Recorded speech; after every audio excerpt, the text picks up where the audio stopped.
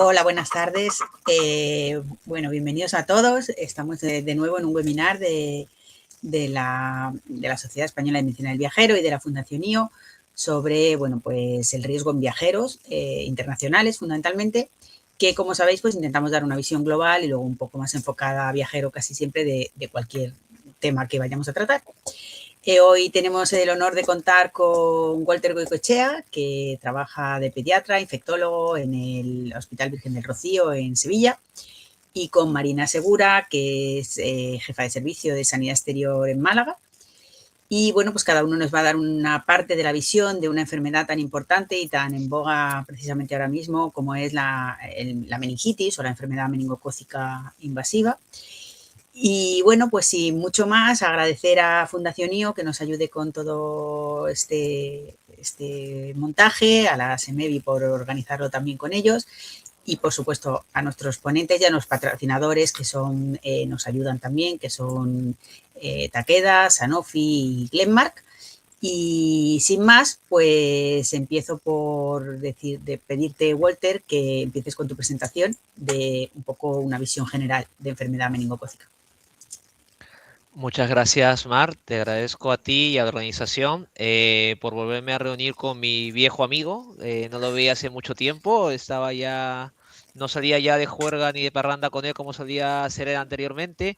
O bueno, o mejor dicho, con mi viejo enemigo, ¿no? Porque, vamos, este meningococo no es una cosa de juego y como pongo acá en la frase, creo que para poder entender un poco qué es lo que tenemos que hacer para evitarlo, prevenirlo, hay que conocerlo, ¿no? Entonces, conoce a tu enemigo y conócete a ti mismo y en 100 batallas nunca saldrás derrotado, ¿no? Eso dijo Sun Tzu en el arte de la guerra y mi objetivo en esta presentación es que salgáis con mucho conocimiento de lo que implica la enfermedad meningocócica invasiva.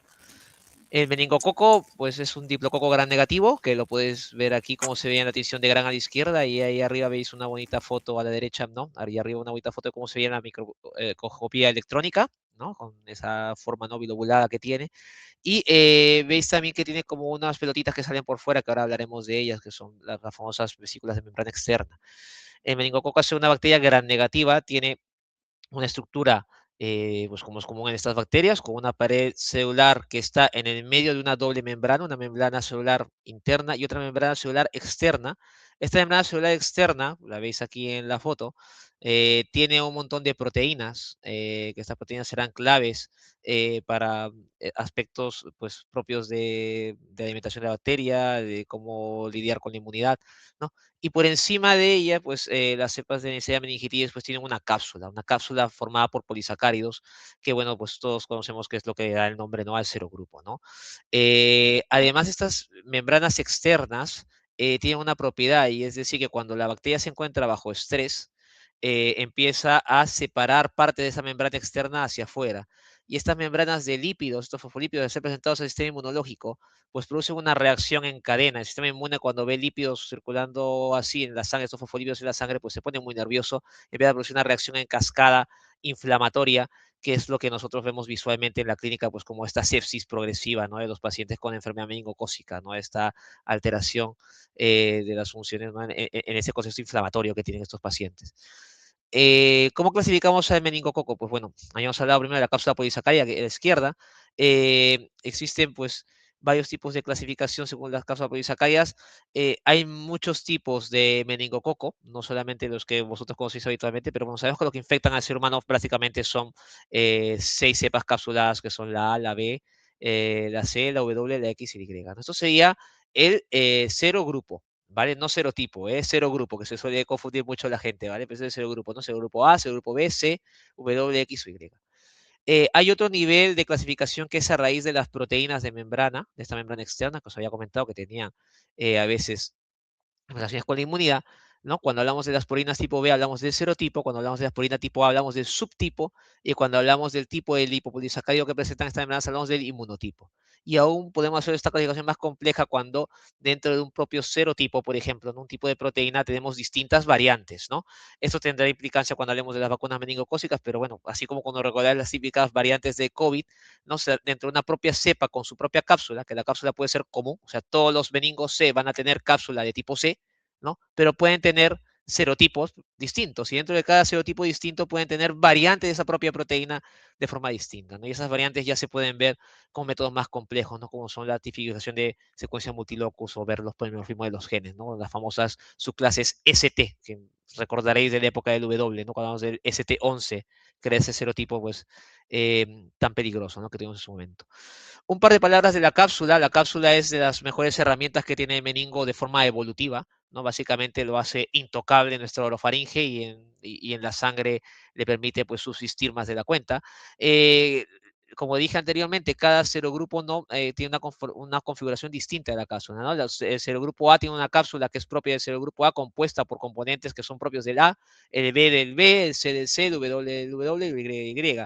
Una particularidad del serogrupo B es que los componentes de su cápsula son muy parecidos a algunos elementos propios que tenemos nosotros, por lo cual ese mimetismo, ¿no? Llevado al extremo nos impidió durante mucho tiempo utilizar la estrategia de usar la cápsula como un target para hacer la vacuna, una diana para hacer una vacuna, ¿no? Porque si utilizamos esa cápsula de ese grupo que se parece tanto, ¿no? A los elementos propios que tenemos nosotros, podríamos generar pues autoinmunidad o autorreactividad. Y pues esas vacunas no se diseñaron por esa vía, tuvimos que irnos una capa más abajo de la cápsula hacia la proteína. Mientras que, como bien sabéis, pues, ¿no? Las vacunas conjugadas, el unir la cápsula polisacarida, proteínas, ¿no? Para el A, el C, el W y el Y, pues ha sido la norma con las vacunas que tenemos hoy en día. Esta cápsula le permite al meningococo hacer lo que él siempre ha querido hacer. El meningococo es una bacteria que quiere colonizarnos, quiere vivir en nuestra garganta, estar ahí calentito, tener acceso a todos los nutrientes, ¿no? Al meningococo no le conviene que tú te mueras, porque tú eres al final su medio de sustento. La sepsis, de cierta forma, es un error, es un meningococo que se pasa de la raya. Y así que esa misma cápsula que le permite evitar la desecación en la propia garganta, en la propia orofaringe del ser humano, también le confiere la capacidad, a veces, pues, mediante algunas propiedades que tiene el meningo, de atravesar este epitelio, ¿no? De esta mucosa hacia la vía sanguínea y en sangre le permite subsistir al sistema inmunológico, ¿no? Sobrevivir más tiempo. Y una vez en la sangre, cuando tiene contacto con el sistema inmune, empieza a producirse ese estrés que que libera esos lipopolisacáridos y pues produce la inflamación que ya septicemia. Y si llega a las meninges, esa inflamación, pues a nivel de las meninges, a nivel local, producirá esa meningitis. La cápsula también le confiere a meningococo la capacidad de transmitirse y colonizar a otras personas. Sabemos que la transmisión se produce por el intercambio de saliva. Si yo tengo mi orofaringe, pues lo puedo pasar a otro faringe, ¿no? Mediante el intercambio de saliva más habitual que tenemos los humanos, probablemente después sea el beso, ¿no? Pero también, pues, con estas gotitas de flujo, ¿no? Las pequeñas gotitas que podemos emitir al toser, ¿vale? Existe una norma más o menos genérica sobre cómo funciona este proceso de colonización, porque sabemos, ¿no? De pruebas que podemos hacer que en torno al 20 y 30% de los adolescentes y adultos jóvenes están colonizados por una cepa que tiene cápsula, ¿no? Como podemos ver acá en el gráfico, esta cepa que está ahí rodeada de rojo, la cepa cápsula, ¿no? Y que esa porcentaje de colonización, cuando eres bebé, cuando es un lactante, un pequeñito menor de un año, es muy bajo realmente. O sea, los niños muy chiquititos tienen muy poca colonización por cepas capsuladas. Solamente entre 4 al 5% tiene colonización por estas cepas y la mayor parte de estos se van colonizando por cepas no capsuladas. Cuando llegamos a la edad del adulto mayor, pues generalmente este ratio de colonización baja hacia menos del 10%. En global, entre 5 al 10% de todas las personas tendremos un meningococo en nuestra boca y lo que se cree hoy en día es que, claro, que eso es un proceso de adquisición natural, ¿no? Que cuando uno es pequeñito tendrás algo de inmunidad materna contra las cepas capsuladas que tienen potencial invasivo, porque hemos dicho que la que tiene cápsula es la que puede entrar y llegar a la sangre y producir la enfermedad, ¿no? Entonces, estos bebés pues probablemente estarían protegidos por la inmunidad materna, estas cepas invasivas en condiciones normales fuera de vacuna, y estarían en contacto con cepas de Neisseria no capsuladas, lo cual les permitiría adquirir cierta inmunidad contra los componentes proteicos de estas Neisserias, no contra la cápsula porque no tienen conocimiento, que les permitiría tolerar mejor la adquisición más adelante, ¿no? A lo largo de su infancia, de estas cepas capsuladas, hasta que llegan a la adolescencia, ¿no? Donde los adolescentes, la gran mayoría, están colonizados ya por las cepas capsuladas, que sean su propia cepa, no la cepa que han adquirido de su familia, de sus padres que le han dado sus primeros besos, ¿no? De sus hermanos, o sea, su propia cepa con la que crecerán hasta la adolescencia, ¿no?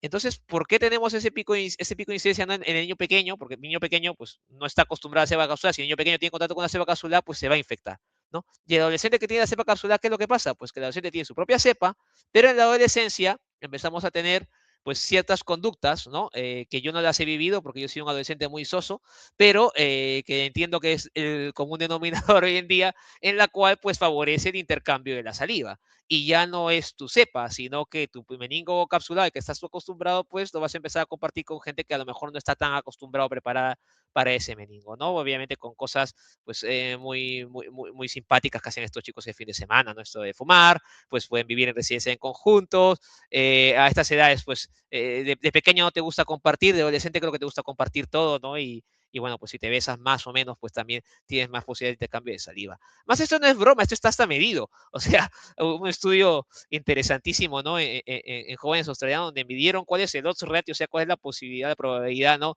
De que puedas adquirir o colonizarte por una cepa de meningococo, ¿no? Si eres adolescente y tienes ciertas conductas. Pues como podemos ver ahí, por ejemplo, ponen, ¿no? El año de escuela, pues vemos que mientras más tiempo tienes en la escuela, o sea, más posibilidades, ¿no? De tener este tipo de actividades, pues aumenta de 1,64 a 2,75 de ratio, ¿no? Si fumas, aumenta casi hasta 2 veces más tu riesgo de tener una infección, una colonización por estas cepas capsuladas, ¿no? Si comparten, ¿no? Las pipas estas de agua, de vapeo, incrementa hasta el 1,82. Si te besas, ¿no? Incluso si te besas con una persona o más de una persona, pues sube, ¿no? Va subiendo de uno en uno, ¿no? Lo único que no te sube riesgo es que seas un estudiante extranjero y gracias a Dios, porque yo fui un estudiante extranjero en su día acá en España, así que creo que por eso no he sucumbido al meningococo, ¿no? Tenemos menos posibilidades de éxito en el besuqueo cuando venimos de afuera. Pero bueno, o sea, para que sepáis que esto es importante, ¿no? Y que el método de transmisión de las cepas no funciona siempre igual, depende también del contexto en el que nos encontremos. Y se han descrito dos formas de transmisión básicamente, que es en comunidades cerradas y en comunidades semicerradas, ¿no? Una comunidad cerrada vendría a ser lo que sea un cuartel. Tienes un grupo alto de gente susceptible que no tiene contacto probablemente con una cepa extraña que entre, y pues cuando entra la cepa ahí, la cepa arrasa, porque como no tenemos nada de inmunidad natural, pues esa cepa va sin respetar a nadie, colonizando de uno a otro, ¿no? Sin embargo, la otra situación, que eran lo de los brotes universitarios, que son las comunidades semicerradas, funcionan de una manera más lenta, más progresiva, porque tenemos que tener en cuenta que habrá gente que, pues, estos estudiantes que tienen ya 10 o, no sé, 3 o 4 años besuqueándose, no contra el freshman, el que acaba de entrar, ¿no? Entonces, el grado de inmunidad que tienes no es igual y la transmisión o la transmisibilidad pues puede producir pequeños mini brotes que se transmitirán lentamente porque habrá gente que probablemente tenga algún grado de inmunidad. Y de hecho, esto era lo que más bien en esta dinámica parecía ser que generaba un poco, ¿no? La transmisión al lactantito. No estoy hablando de esto todo fuera de época de vacunas, porque los adolescentes pues entraban a la universidad y generalmente se había visto que los hermanos de estos adolescentes, después del primer, segundo año que volvían de la universidad, los hermanos chiquititos que tenían en casa a veces pues eran los que se infectaban con la cepa que traía este universitario, ¿no? Por eso ha sorprendido tanto lo de brote de Kent, porque la historia natural normalmente es, como vemos en este gráfico, ¿no? Los portadores de la enfermedad son los adolescentes, ¿no? Los adolescentes y los adultos jóvenes. Y ellos son los que pueden transmitir estas cepas capsuladas nuevas o novedosas que no son las típicas de entorno familiar, tanto a los ancianos como a los más pequeños, ¿no? Y luego en esa etapa de lactante entre los 5 años, donde también hay cierto grado de aglomeración, intercambio de saliva en guarderías y esto, pues también había cierto grado, ¿no? De transmisibilidad entre ellos de cepas para las cuales no estarían del todo preparadas. Y es por eso que lo de Kent ha sorprendido tanto, porque estamos hablando de una comunidad semicerrada, una ciudad universitaria, ¿no? En la zona de Canterbury, pero con un comportamiento como una comunidad cerrada, ¿no? Porque hemos tenido un pico de casos bastante rápido, ¿no? En pocos días casi hemos llegado a 20 casos confirmados y 2 fallecidos. Se ve que hay un vínculo, ¿no? Un vínculo que es el haber acudido a un local nocturno entre casi todos los casos, entre marzo 5 y 7, ¿no? Y ahora ya se habla que este pico ha pasado, no se ha comportado como ese otro escenario, no el escenario típico universitario. Y bueno, esto probablemente no tenga también relación con las vacunas, porque lo que ya he contado es un entorno pues donde no hay, donde no, donde hay muchos susceptibles, ¿no? Para una cepa en particular. Y tenemos que recordar pues que nosotros el grado de susceptibilidad lo hemos ido cambiando con la introducción de las vacunas. Nosotros nos hemos cargado prácticamente el serogrupo C, porque llevamos vacunando con C muchísimo tiempo aquí en Reino Unido, ¿no? Reino Unido introdujo B en los más chiquititos, ¿no? Y se ha introducido ahora las tetravalentes a raíz del incremento de W e Y que hubo más o menos en Europa por los años 2018-2019 antes de la llegada de la pandemia del COVID. Entonces, llevamos años, ¿no? Cubriendo todos los el serogrupo menos el serogrupo B en la población adolescente. Y hemos dicho que los dos máximos picos de riesgo no es cuando eres un lactante pequeño sin nada de inmunidad y cuando eres un adolescente con exposición a nuevas cepas, ¿no? Esto probablemente quizás sea la respuesta detrás de este brote, ¿no? En el cual ya no me explayo más. Y bueno, esto de la inmunidad está bastante bien estudiado en meningococo desde los años 60, los estudios muy antiguos de Gold Snyder.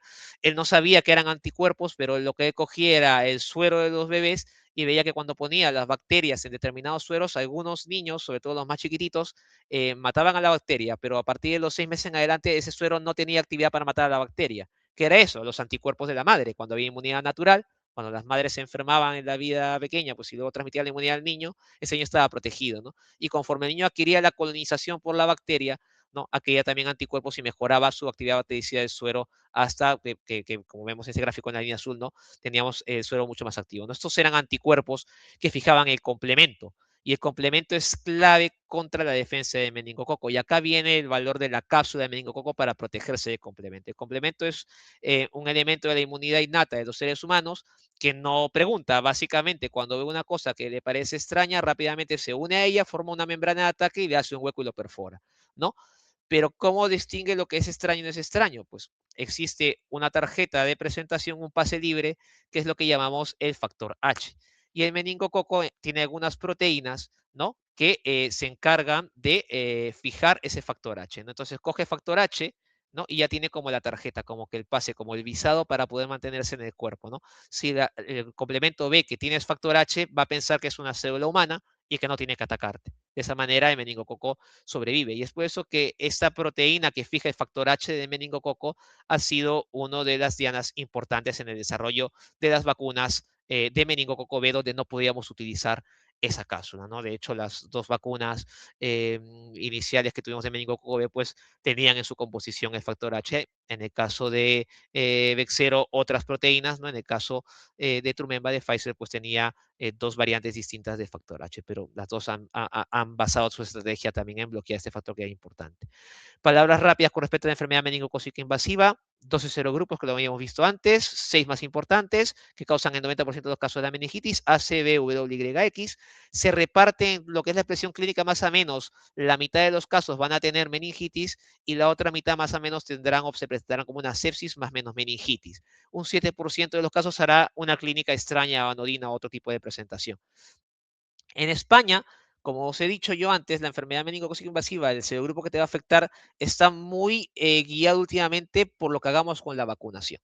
Esta es la gráfica de España, donde vemos pues, en verde que el serogrupo W tuvo este subidón en 2019 que propició la introducción de las vacunas tetravalentes. Ya no me voy más atrás a hablar de toda la historia del C, ¿vale? Pero básicamente pues hemos ido recambiando la vacuna tetravalente en el lactante en la mayor parte de comunidades y obviamente darla a esta en el adolescente con la visión de que pues, esta vacuna no solamente evita la enfermedad, sino que como va hacia la cápsula, y os he comentado que la cápsula le permite a la bacteria vivir en la boca, pues al atacar a la cápsula eliminamos también la colonización y de esa forma reducimos la transmisión. Entonces, por lo cual, vacunado adolescente en general era una estrategia, ¿no? Con vacunas conjugadas, una estrategia pues clave para poder reducir la infección en otros grupos. Pero muchas comunidades también optaron por vacunar directamente también a estos grupos y garantizar un mayor grado de protección, no, protección directa, ¿no? Entonces hemos visto cómo ha caído el ratio de meningococo W y lo que vemos pues que va subiendo después de 2 años de pandemia que no cuentan porque en los años de pandemia hemos tenido ciertas medidas pues que también reducían no solamente la transmisión de COVID sino la transmisión de meningo,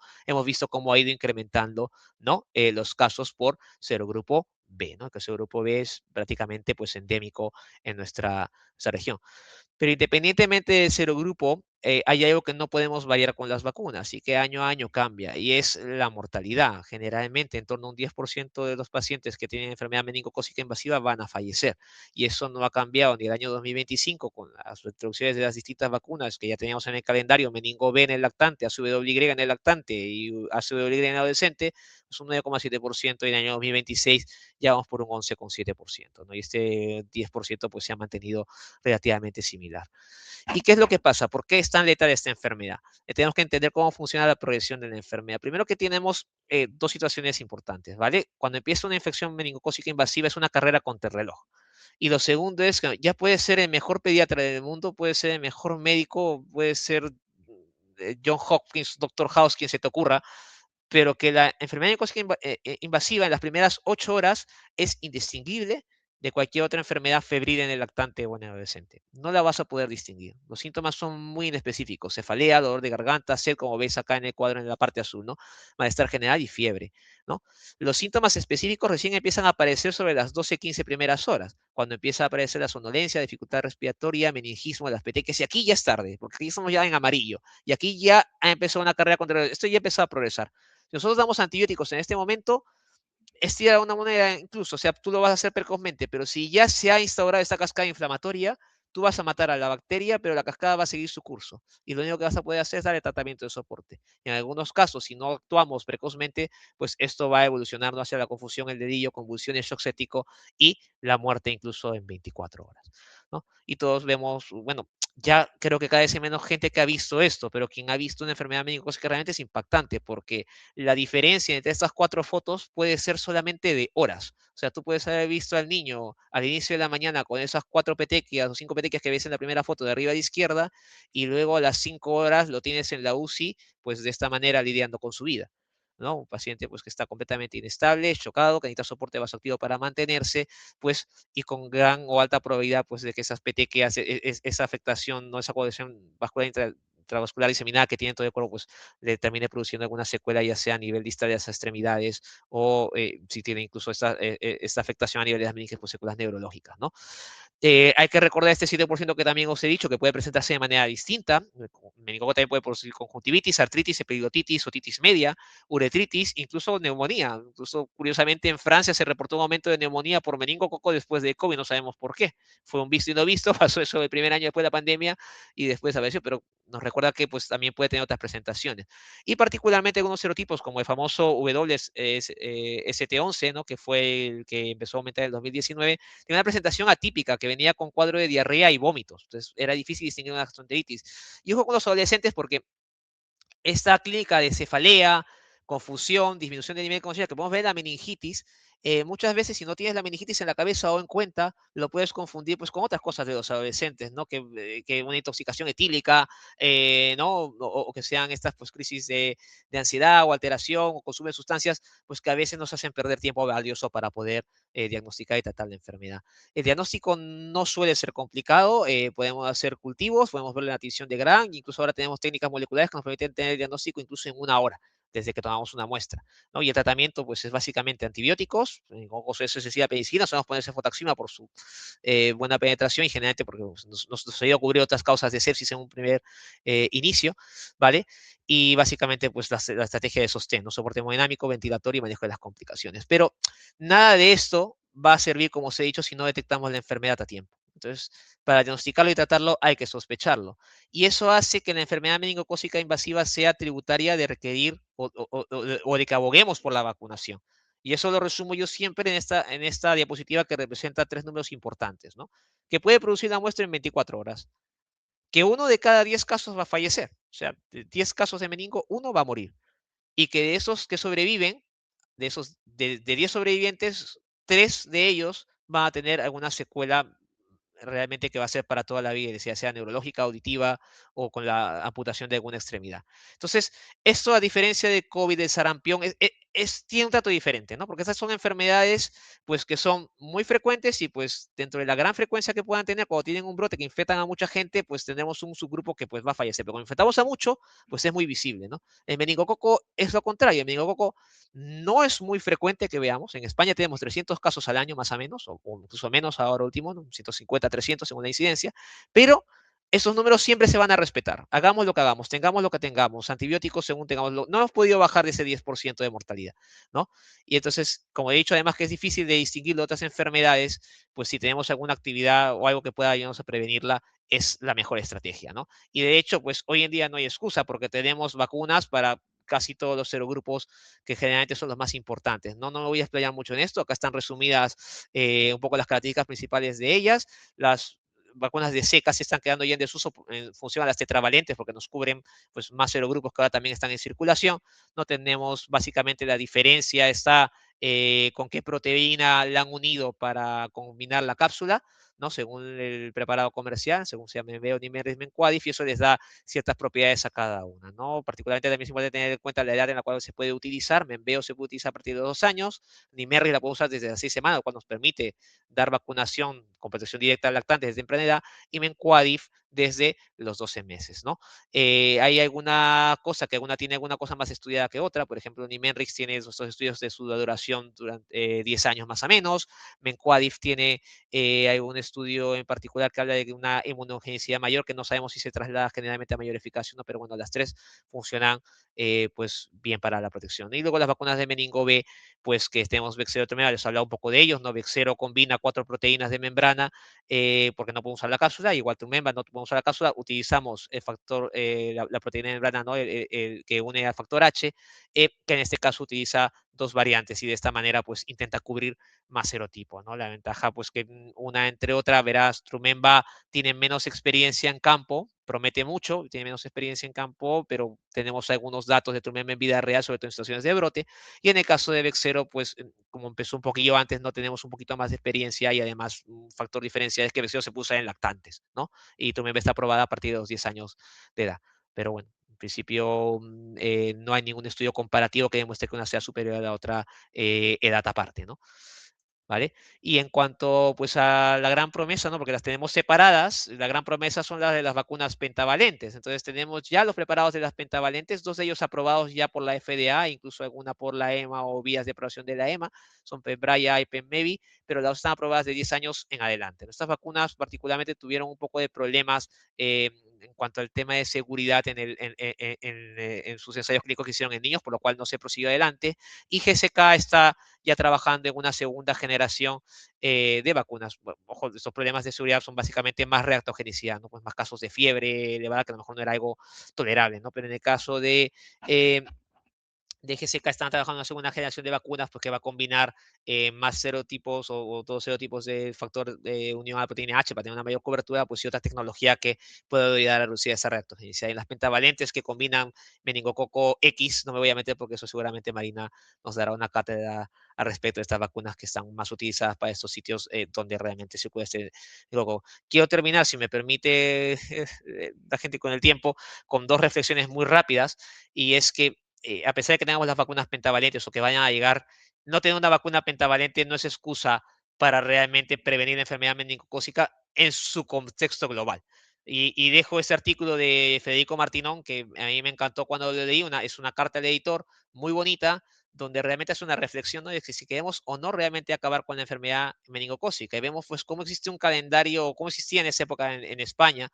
Este artículo, si no me equivoco, es del 2021 o por ahí, 22, perdón, 2022, donde había pues en ese momento una inequidad, una diferencia en los distintos calendarios, con cómo estamos poniendo la WY, había sitios donde se le ponía la vía lactante o no, y adolescente en ese momento ni hablábamos, ¿no? Entonces, vamos a ver, la enfermedad meningocócica invasiva es una sola, que está producida por varios serogrupos. Es como el neumococo. Tú ves que estoy vacunando contra el neumococo serotipo 19 y no contra el serotipo 3 o contra el serotipo 8. No. Entonces, yo trato a la enfermedad neumocócica como una sola y pues intento cubrir lo que pueda, ¿no? Y en el caso de meningococo, no sé por qué no tomamos esa actitud. Y cuando vemos en las diferentes estrategias acá a la derecha en otros países del mundo, pues ocurre exactamente lo mismo. Y no es que no tengamos los elementos, las tenemos por separados. En mi criterio, humilde opinión, hoy en día esto responde más a un tema económico y un tema clásico que siempre hemos ido reaccionando. Habéis visto que hemos puesto el W cuando empezamos a tener problemas con el W, y ahora nos plantearemos B porque estamos viendo que está habiendo problema en B con los adolescentes. Pero esto a lo mejor no tendríamos que haber esperado a esto, ¿no? Es una humilde crítica que yo creo que podíamos ser proactivos con las herramientas que ya teníamos a mano, ¿no? Y esa es una reflexión que quiero dejar. Una reflexión que luego aplaudo al Comité Asesor de Vacunas, ¿no? Que ya incluye sus recomendaciones, ¿no? La introducción de meningo B no solamente en el lactante, sino también en el adolescente, y pues meningo A, Y tanto en el lactante como en el adolescente. ¿No? O sea, tratar a la enfermedad meningocócica invasiva como una sola, incluso dando con el conocimiento actual que existen pues pautas para la recuperación o la vacunación del adolescente, ya sea que haya tenido vacunación en la etapa lactante o posterior. Y con esto termino y doy paso a Marina y muchísimas gracias por vuestra atención. Muchas gracias, Walter. Creo que ha quedado tremendamente claro lo que es el meningococo, que yo creo que es difícil de explicar, porque bueno, pues tiene que si cápsula, que si proteínas, que si no sé qué, y luego la gravedad de la enfermedad. Este es el punto de vista que yo creo que le interesa a todo el mundo. Y luego ya más centrados en estos webinars, es un poco qué hacemos una vez que tenemos vacunados o no a los niños con los viajeros que vienen. Algunos niños vienen ya vacunados, otros no, refuerzos, adultos, y eso pues le toca a Marina. ¿Y qué hacemos, Bueno, Marina, en consulta? vale, bueno, buenas tardes a todos. Vamos a empezar un poquito con la vacunación contra la meningitis en los viajeros internacionales. Como sabéis mucho, los viajeros internacionales es una de las vacunas que tenemos que plantearnos en algunos grupos determinados, va a ser la vacunación frente a meningococo. Realmente la vacuna del meningococo la utilizamos, pues ha dependido mucho de las vacunas que hemos tenido disponibles en el mercado. Si vemos una cronología de las vacunas frente a la meningitis, las primeras vacunas que se empezaron a utilizar fueron a partir de los años 60, 80, que eran vacunas de polisacáridos, que eran bastante reactogénicas la primera, luego se fueron purificando y que, bueno, tenían ciertas limitaciones que eran, bueno, sabéis que la inmunidad producida por polisacáridos es menor, no da inmunidad de memoria, no evita el estado de portador y otra cosa importante es que no podemos utilizarlo con niños muy, muy pequeños. En el año 99 se desarrolló primera vacuna conjugada frente a meningo C, que, bueno, que nos va a producir unas ventajas importantes respecto a las que teníamos anteriormente de polisacáridos, como fue evitar el estado tanto de portador, utilizarlo en menores de 2 años y otra cosa importante es hacer la protección de rebaño. Ya en el 2006 aparece la primera vacuna conjugada tetravalente frente a los serogrupos A, C, W e Y. Y en el 2010 aparece pues quizás una de las vacunas que ha cambiado más la epidemiología mundial de lo que se llama meningitis, que es la vacuna conjugada frente a meningo A, que estaba diseñada solamente para el cinturón africano, donde se producían esas grandes epidemias de meningo A clásica. En el 2013 tenemos las primeras vacunas de B y ya en los últimos años se han desarrollado, como nos ha contado Walter, las vacunas combinadas con las tetravalentes con el B o la pentavalente con XY, que veremos que tiene una utilidad limitada a ciertas partes del mundo. Si hablamos de vacuna de meningococo y hablamos de viajeros, pues todo se nos viene a la cabeza una cosa que es la peregrinación a la Meca. No sé si habéis visto alguna foto, esto sería la peregrinación mayor en la Meca, donde todos los musulmanes pues están ahí rezando, dando vueltas en la Meca. Es una foto impresionante, pero si analizamos lo que es la peregrinación, no sé si alguno sabe, tiene un poquito de idea, vamos a dar ciertas pinceladas. Existen dos tipos de peregrinaciones, una que es el Hajj y otra que es el Umrah. El Hajj es quizás la peregrinación mayor y es la concentración masiva más grande y con mayor diversidad geográfica y étnica del mundo.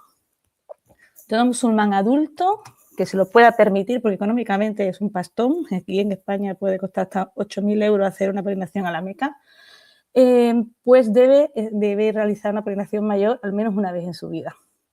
El Hajj puede llegar a atraer a más de 2 millones de musulmanes de 183 países cada año, pensar lo que es la diversidad de gente. El Umrah, que es la peregrinación mayor, que no tiene que coincidir con un 10º mes lunar, como es el Hajj, también se puede realizar todo el año y también suele estar muy concentrada sobre todo los meses anteriores al Hajj.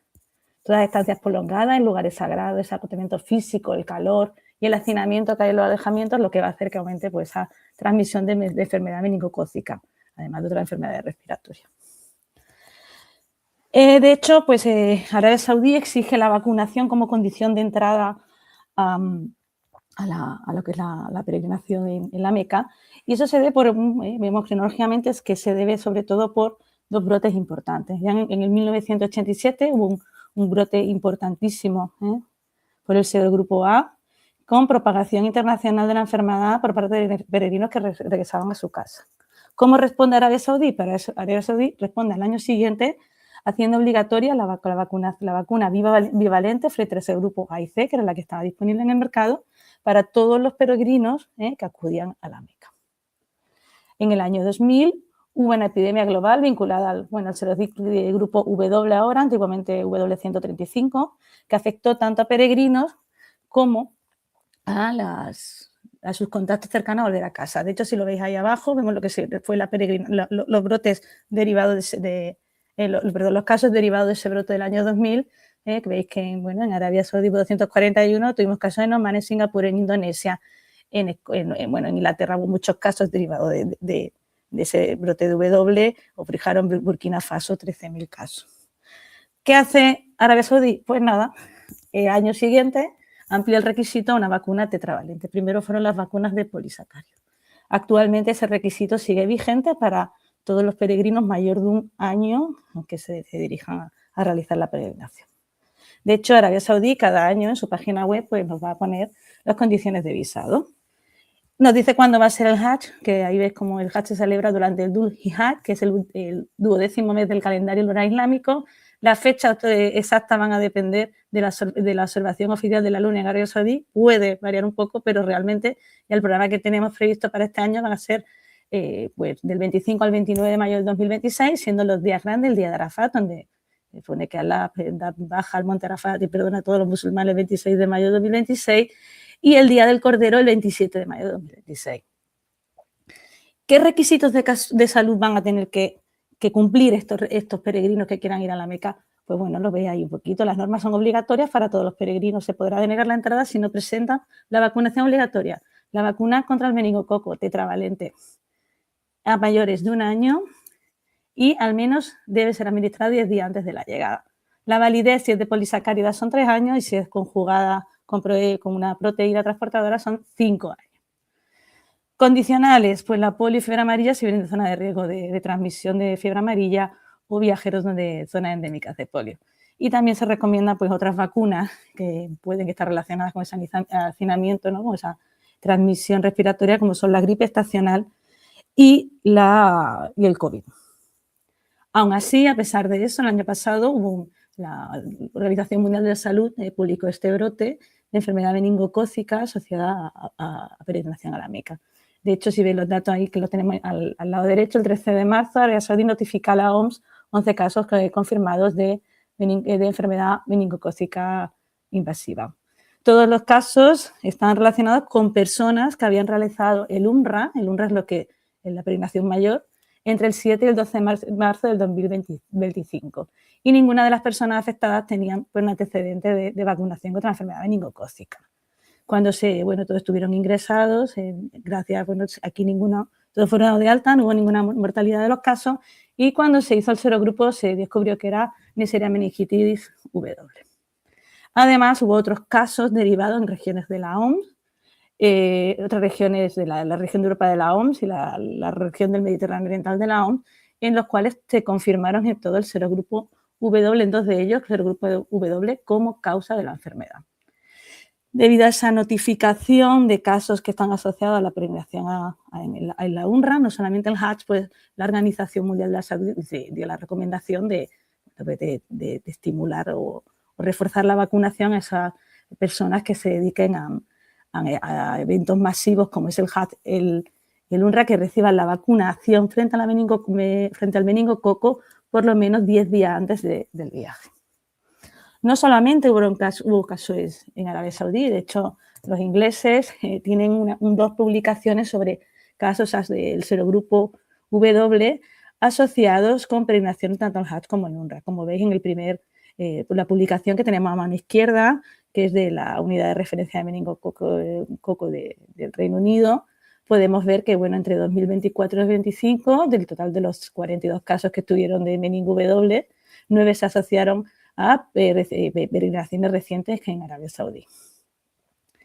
Si vemos en la comunicación rápida que en el Eurosurveillance también en los casos de W en Inglaterra asociados con peregrinos del 2024 al 2025, pues no sé si se ve en la gráfica, en la columna de en medio veis que había 32 casos asociados a viaje, 14 de los casos asociados a viaje estaban asociados con viaje a Arabia Saudí, incluyendo 3 contactos estrechos familiares, es decir, no solamente son aquellos que viajan, sino al regresar pueden dar casos en contactos cercanos.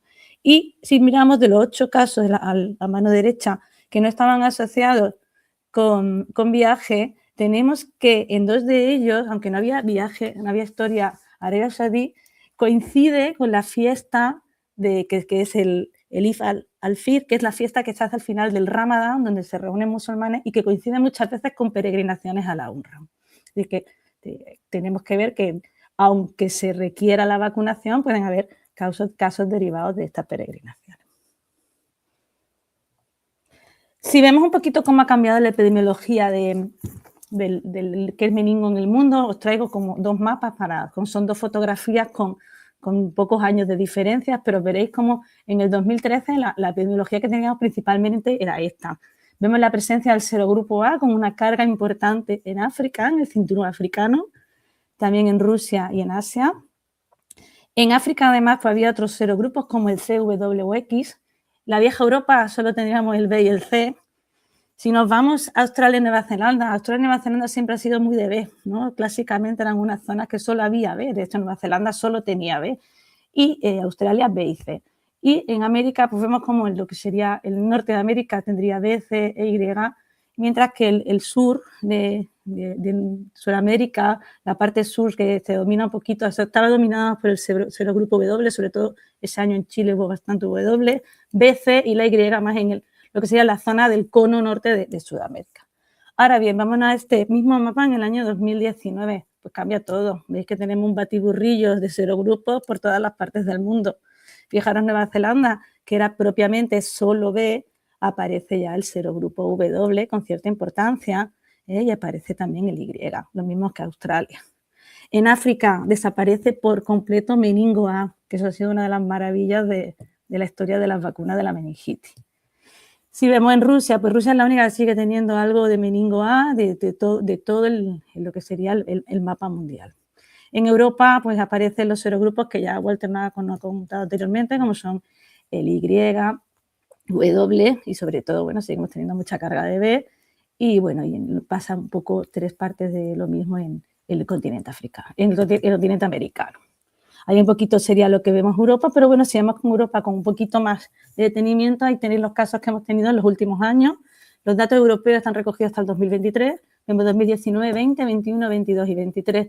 Reino Unido participó, solamente contabilizó en el año 2019, sabéis que con el Brexit se salió, no ha venido bien porque tenemos menos datos de meningo, porque eran los que más meningo aportan a Europa con diferencia. Veis que como nos ha comentado Walter, después del COVID disminuyó muchísimo lo que es la incidencia de meningo por esas medidas de higiene respiratoria, pero bueno, después en el año 2023 pues vemos que volvemos a tener pues 1.895 casos, que no está nada mal. De ellos predomina el serogrupo B y veis que el C cada vez tiene menos importancia y tanto Y como W pues representan un 20 y un 15%. La población, en esa gráfica es en medio un poquito más pequeñita, la población con más incidencia de meningococo son los niños pequeños, pero seguido de cerca por los adolescentes y universitarios. ¿Cómo han ido modificando los serogrupos? Pues veis que el C es un serogrupo que ha tendido a ir hacia abajo, ¿no? Este diagrama de líneas que veis aquí. Mientras que vemos que el B ha repuntado después de la pandemia, pero bueno, realmente sigue siendo un 50 y tantos %, como ha sido clásicamente, pero los que toman realmente importancia son los serotipos W e Y. ¿Y en qué? Bueno, me habla mucho más. A día de hoy hemos actualizado esta mañana, esto es la actualización que había, realmente hasta las 12:30 de ayer hay 20 casos que están confirmados desde la investigación, ¿vale? 2 casos que en total son y 2 que están bajo investigación, que haríamos un total de 22 casos que ha habido en el brote de Kent. Luego plantearemos qué tendríamos que hacer con estudiantes, si os parece. Vámonos a los cambios de África. En África se han producido de los cambios más bonitos del mundo, que ha sido, bueno, estos son los boletines de la meningitis de la OMS. Veis que si esto es como hacemos como pantallazos, como ha ido cambiando cada año. Si vemos en el 2010 había todavía meningo A, seguido de X e Y, sobre todo 400 casos de A y 700 de W. Si nos vamos al 2014 esto ya cambia, fijaros, solo tenemos 5 casos de A, 206 de W. Vámonos al 2023, en el 2023 que ya no hay A, y lo que tenemos que pues tenemos una barbaridad de C, porque ese año coincidió con un brote gordísimo entre Nigeria que se empezó a incubar en el 2014. Y si nos vamos a los datos que hay a 2025, que solo tenemos hasta la semana 48, por desgracia no tenemos los datos totales, pues aquí lo que tenemos sobre todo pues es meningo C y meningo W, como podéis ver, 428 de C y 210 de W. Fijaros que aquí tenemos la fotografía que tenéis arriba a la derecha, eran los brotes epidémicos que había tan bestias en África y eran sobre todo producidos por meningo A. Una vez que desaparece meningo A en África, pues desaparecen esas grandes epidemias que teníamos. ¿Qué pasa cuando introdujimos Menanfrivac? Esto ha sido que de verdad de la vacuna que yo creo que más ha sido el hito contra la lucha de la meningitis en el cinturón africano. Cuando introducimos una vacuna tan efectiva como meningo A, que se vacunó a toda la población de 0 a 29, disminuyendo los portadores asintomáticos, ya en 4 años, a partir de 2 años y medio, empezó a desaparecer meningo A circulando en África, pero lo que sucede es lo que ha sucedido, que bueno, este meningo se ve reemplazado por otros meningos no A, como se ha sido en este caso el C y el W, incluso por otras causas de meningitis bacterianas como ha sido Streptococcus pneumoniae. Ahí como se ve cómo ha sido la implantación. La implantación se produjo en el 2010 de la vacunación de Menanfrivac y bueno, pues las coberturas vacunadas han ido más o menos bien. Después del COVID bajó un poquito, en el COVID pues todo disminuyó, pero bueno, a día de hoy pues la vacuna de meningo A está vendido en todos los calendarios vacunales africanos. De hecho, la OMS quería para el 2030 pues, derrotar la meningitis bacteriana, ¿no? Esta es la hoja de ruta mundial.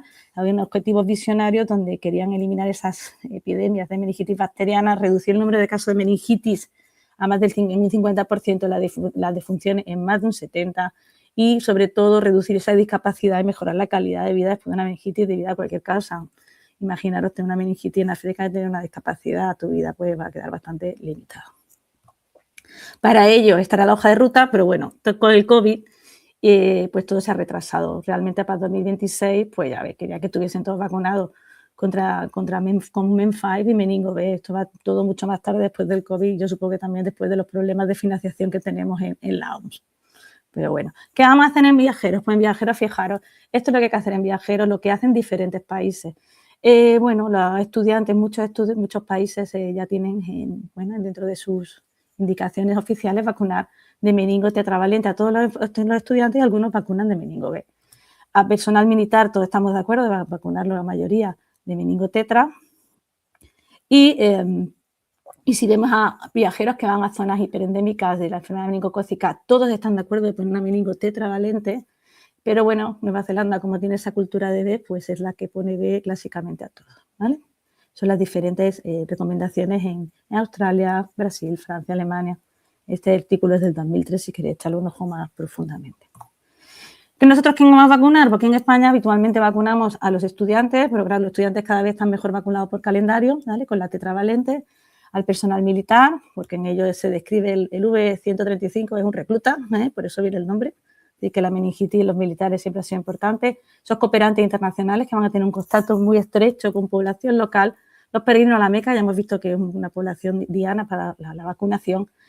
Clásicamente a los que iban al cinturón meningítico en época seca, cada vez eso está mejor, pero creo que no debemos olvidarnos que tenemos que seguir vacunándolos.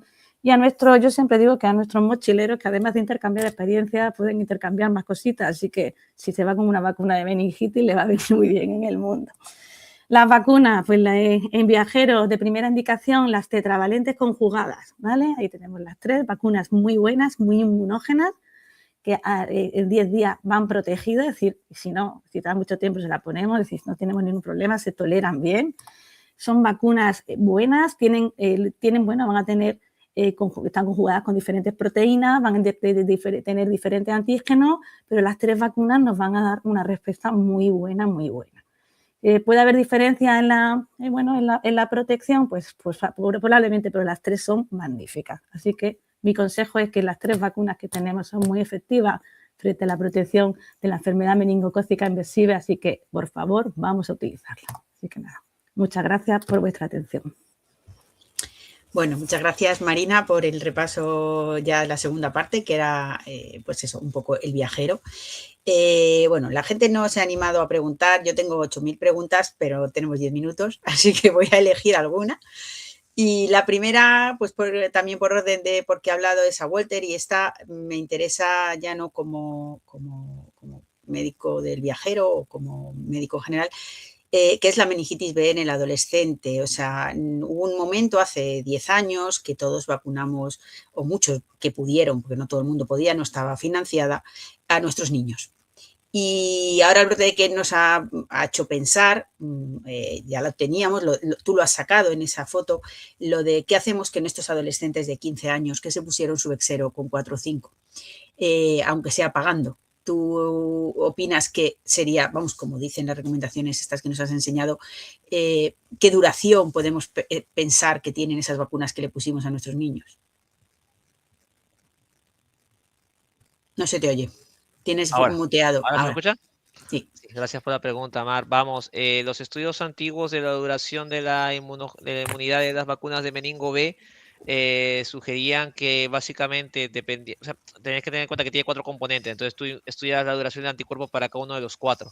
Entonces variaba entre 4 años y 7 años según el que tú escogieras. Pero vamos, básicamente se decía que de media estábamos de duración entre 5 y 7 años. Lo que sí se vio en algunos estudios es que pues, cuando estabas previamente vacunado y tú ponías una dosis tiempo después, pues se reproducía una muy buena respuesta inmunológica, o sea que sabíamos que funcionaba, que ese refuerzo funcionaba como una especie de booster. Eso estaba ya estudiado desde antes, porque cuando sabíamos que la primera batalla era siempre vacunar al lactantito, ¿no? Y yo coincido muy bien con las indicaciones que da el CAP de la EP, ¿no? Básicamente que la sería multimedia positiva, ¿no? Que en quien no está vacunado, pues tendríamos que, si utilizamos Bexsero, ¿no? Utilizar las 2 dosis separadas un mes entre sí, y en el caso de utilizar Trumeva, pues también, pues, según su ficha técnica, ¿no? Eran 2 dosis, esperando al menos 6 meses entre una dosis y la segunda. Pero si este paciente ya se había vacunado previamente en la infancia con meningo B, pues en este caso a lo mejor si tenía la vacunación puesta antes de los 10 años, en este caso sería obviamente con Bexsero porque tu no está aprobada para esa edad, pues bastaría con una dosis de meningococo B de la misma, de Bexsero, a los 12 años, ¿no? Y si la última dosis fue administrada a partir de los 10 años de edad, probablemente, como sabemos que esto puede durar entre 5 y 7 años, pues no sería necesaria una segunda dosis a los 12 años de edad, ¿no? Ahora, los que tienen pautas incorrectas o incompletas, en ese caso, el CAB lo que está sugiriendo, ¿no? Es hacer como hacer una primo vacunación, nuevamente, ¿no? Salvo que la última dosis haya sido administrada a partir de los 10 años, en cuyo caso, pues sea como válido que todavía esté por ahí y que no sea necesaria esa dosis a partir de 12 años. Lo que importante que tenés que tener en cuenta es de que las vacunas de meningococo B no son intercambiables entre sí porque no tenemos estudios pues que nos digan que podemos intercambiar una con otra, ¿no? Entonces, si vamos a optar por la pauta de Trumemba en un adolescente, pues con Trumemba. Si vamos a optar por la pauta de Bexsero en un adolescente, pues con Bexsero, ¿no? Entonces, pero que es una estrategia que se puede utilizar para recuperar. Vale, pues contestamos con esto a una pregunta que precisamente era la misma que he hecho yo, que qué hacemos con los adolescentes prevacunados. Y luego ha entrado una pregunta de viajero que voy a aprovechar y la voy a hacer, que nos dicen que los mayores de 65 nos debemos vacunar aunque no vayamos a viajar. Es decir, es verdad que yo creo que esta, aunque no están de viajero, nos toca a los 3, ¿no? El mayor se nos olvida siempre. Se le pone el neumococo, se le pone el leptozoster, se le pone no sé qué. Y los de 80 años también se mueren de meningococo más que... Bueno, a ver, que es una enfermedad gravísima, aunque tengas 40, pero ¿qué pensáis? ¿Se debería meter en el calendario del adulto mayor? A ver, pero calendario de viajero. No viajero, es decir, no viajero. Igual que se pone al... También, y si no, se podría recomendar hacer, yo creo que, por ejemplo, la pediatría sí que el que va al pediatra confía mucho en el pediatra y vacuna que le dices se la pone, claro. Pero el adulto es mucho más reacio a las vacunas, entonces pues le cuesta un poquito más gastarse dinero, ¿no? Pero claro, que, bueno, meningo no es cara. Meningo tetra son 55 euros si la compra en farmacia, es decir, no es una vacuna cara. Yo creo que se puede animar. No, yo creo que se refiere a B, ¿no? Que B también es caro. O las dos, pero que es verdad que es un grupo. Pero yo te digo que yo creo que yo te diría que W es más puñetera en adulto, no sé. Yo insisto que yo ya de aquí todas, un tiempo, pero que me sé yo, para mí la enfermedad de Nicosia es una sola. Me da igual que sea B, yo tengo que cubrir todos los grupos. No tiene sentido hacer la distinción, porque si, imagínate que ahora circula W, como pasó con un adolescente, pues voy a vacunar con W, pero en 5 años voy a tener problema con el B. Es más, yo me acuerdo que tenía es una anécdota muy curiosa, que yo cuando empecé a iniciar en el mundo del meningo, tenía una discusión con un compañero inglés cuando yo estaba metiendo Vexero y nosotros decíamos, yo le decía, pues nosotros no hemos metido porque tenemos mucho todavía, no sé qué, decía, pues claro, estás esperando, estás ahorrando el dinero para cuando tengas el problema con el B. Es una cuestión, Ya lo tenemos. claro, o sea, vamos a olvidarnos del tema efectividad, que es una cosa completamente válida para tomar decisiones de salud pública y está bien planteado así, pero también somos pediatras o médicos, ¿no? Y hacemos una recomendación individual. Para mí la recomendación individual es que la enfermedad meningococcócica es una sola. Como pediatra estoy acostumbrado a ver todo lo que pase de 14 y 16 años para abajo y sé cuáles son mis grupos de máxima incidencia, pero como vacunólogo, si uno ve la gráfica donde están los picos de incidencia, no solamente es el lactante y el adolescente, sino también el adulto mayor. Y donde está la letalidad mayormente acumulada es en el lactante pequeñito y en el adulto mayor. Entonces, vamos, no me dedico a esa área como pediatra, pero yo creo que es una vacuna que también sería recomendable, ¿no? Como recomendamos neumococo, o sea, que no tiene una incidencia desdeñable. Quizás el tema es ¿no? Lo que siempre decimos, que, o sea, la cantidad de casos que vemos en total es muy baja y pues en eso la mortalidad queda medianamente diluida. Y así como la vida de un adolescente, un niño que aparezca o es muy de eso en las noticias, generalmente cuando muere un adulto mayor por un meningococo no suele aparecer en la prensa, pero eso también tiene mucha repercusión y impacto a veces en las recomendaciones que se hacen o en las políticas sanitarias que se utilizan, pero yo creo que viendo desde el punto de vista médico, epidemiológico, probablemente haya una razón para valorarlo.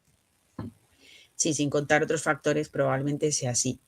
Y bueno, nos queda poco, hay alguna otra pregunta sobre el Reino Unido, pero yo quería preguntarle a Marina, porque creo que es una cosa que no ha quedado, los que nos dedicamos al viaje lo sabemos, pero ¿qué pasa en el cinturón africano de la meningitis? Aunque ahora ya con la haya sido, ¿por qué hay tanta meningitis o había y sigue habiendo tanta meningitis ahí?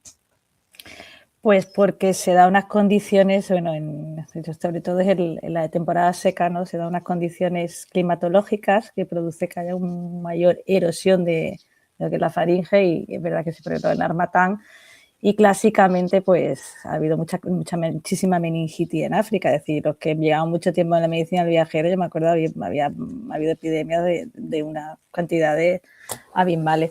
Sigue habiendo meningitis en zonas, pues por ejemplo, en el norte de Níger, en el sur de Níger y norte de Nigeria, una zona que hay, pues se da por hacinamiento y sobre todo en los meses secos, eso el Harmattan produce alta erosión en la faringe que favorece ese paso de nasofaringe a lo que sería el torrente sanguíneo del meningococo. Yo creo que, bueno, y también tenemos que ver que en África se infradiagnostica, es decir, son los datos que tenemos, a lo mejor no son los datos reales. Entonces yo creo que siempre debemos seguir vacunando a los viajeros que vayan a África. Porque además pensar que una meningitis, no es lo mismo ponerte una meningitis mala aquí en España que yo que sé, en República Democrática del Congo. Sí. La meningitis para sobrevivir es vital las primeras 24 horas. El tratamiento de antibióticos y hay zonas en el mundo donde llegar solamente a un hospital es una cosa bastante complicada, ¿no? Yo creo que debemos seguir vacunando de meningococo. Cierto. Bueno, chicos, nos quedan 2 minutos, 1 y medio. Una última pregunta muy rápida que yo creo que es interesante, muy general. ¿Cada cuánto tiempo habría que revacunar, ya sea jóvenes o adultos? Es decir, ponemos refuerzo cada 3 años, cada 5, cada 7, si viajan, cada 10. Yo sé que esta pregunta es muy difícil de contestar rápido, pero una y ya está, o de cuando en cuando hay que reforzar.